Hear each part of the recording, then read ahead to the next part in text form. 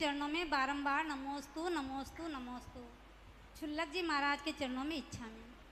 गुरुदेव, मेरा ये प्रश्न है कि मैं सच्चे देव, सच्चे शास्त्र और सच्चे गुरु के अलावा अन्य किसी को नमोस्तु या मस्तक नहीं झुकाती हूँ, लेकिन जो जैन श्वेतांबर समाज के साधु आते हैं उनको हमें वंदना करने में क्या दोष लगता है क्या? बहुत अच्छी बात माँ।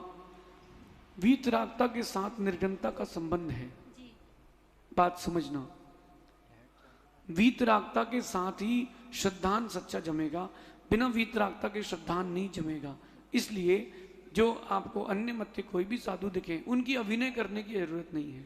क्या करें, वो आए भोजन आहार लेने आए तो उनको जरूर दे दें, लेकिन वो निर्गंत गुरु की श्रेणी में नहीं आएंगे। हाँ, आपकी दया दत्ती होगी, लेकिन धार्मिक दान तो दिगंबर मुनियों की अपेक्षा से ही मानना, ऐसा समझिए। उसमें दोष तो नहीं लगता ना गुरुदेव? नहीं, आपको वंदना नहीं करना, लेकिन अभिनय भी नहीं करना।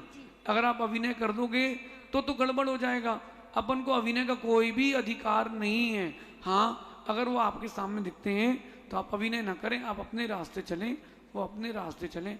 लेकिन आपके यहाँ कहीं कोई भोजन आदि लेने आते हैं तो भोजन देने में कोई दोष नहीं, लेकिन सामान्य से श्रद्धा के साथ नहीं। श्रद्धा तो वीतरागता पर ही होना चाहिए। अगले जिज्ञासा के लिए तैयार रहेंगी कमला गंगवाल।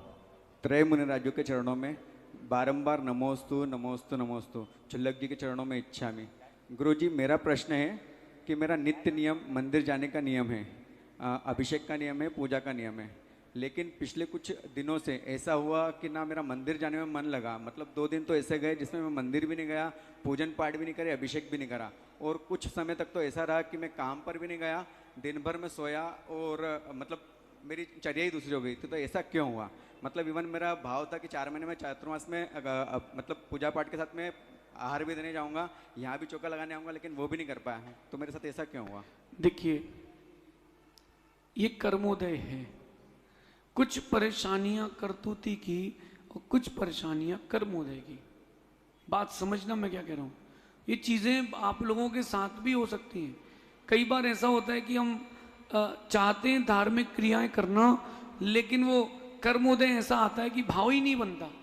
विकल्प ना करें, अपन क्या करें कि वो जो परिस्थिति है उसको उस दिन तक झेल लें, लेकिन उस परिस्थिति को आगे कंटिन्यू ना करें। एक बात हमेशा ध्यान रखना विकास भैया, कई बार मन में उदासीनता आती धर्म के प्रति, व्यापार के प्रति। वो दिन जो है वो अरुचि के हैं। कई बार ऐसा त्यागी वृत्तियों के साथ भी होता है कि रहने तो दो, घर ही ठीक है, अपन से नहीं हो पाएगा। लेकिन उस भाव को, काल को टालना सीखें। अगर उस काल को टाल दिया तो आगे धार्मिक क्रिया फिर से होती है। इसलिए बीच में एक कर्म का उदय है, उस दिन मन मार के मंदिर जाओ, माला फेरो। मन नहीं करे मंदिर जाने का, मंदिर जाने के बाद भी मन ना करे तो भी जाओ, जबरदस्ती जाओ, माला फेरो, भगवान का स्मरण करते रहो, वो दिन जल्दी निकल जाएगा, ऐसा समझ। अगले जिज्ञासा के लिए तैयार रहेंगे वैभव जैन।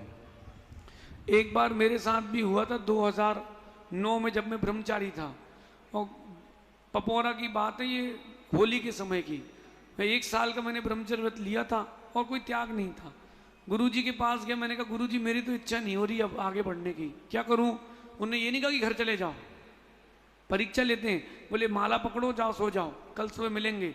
कल सुबह वो पूरी वंदना करवाते हैं अपने हाथ से, कहते बताओ कैसा लग रहा है। पता नहीं क्या हुआ, मैंने कहा नहीं गुरुजी अब तो मैं मुनि बनूंगा।